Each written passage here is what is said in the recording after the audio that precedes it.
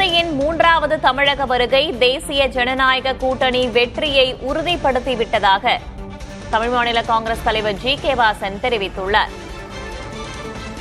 தேசிய ஜனநாயக கூட்டணி பலவீனமாக உள்ளதா என்ற கேள்விக்கு அதிமுக கூட்டணி வெற்றி கூட்டணி என பதிலளித்துள்ளார்.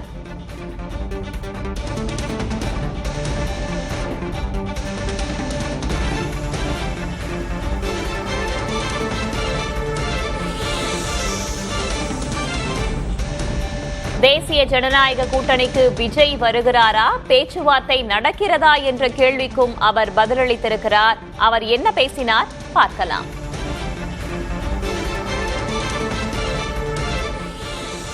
பிரதமருடைய மூன்றாவது வருகை மிகப்பெரிய மாற்றத்தை சட்டமன்ற தேர்தலிலே ஏற்படுத்தும்.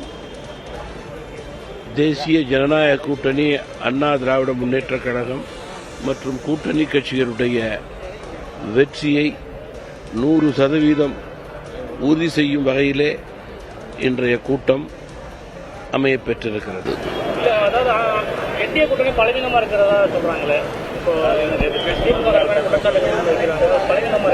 தமிழகத்தினுடைய முதல் அணி அதிமுக என்டிஏ அணி, வெல்லப்போகின்ற அணி எங்களது கூட்டணி தான். எங்களது வெற்றி வாய்ப்பு மிக பிரகாசமாக இருக்கிறது. மற்ற அணிகளெல்லாம் 2-3 தான். முதல் அணி நாங்கள் தான்.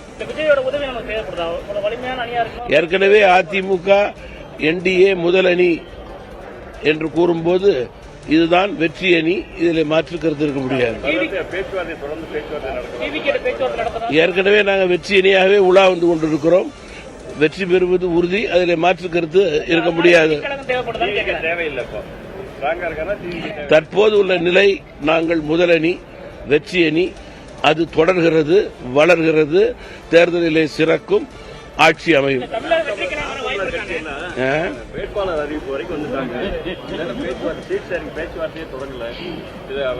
நீங்க தேர்தல் அறிவிப்பே இன்னும் வரல. எல்லாத்துக்கும் ஒரு காலக்கெடு இருக்கு.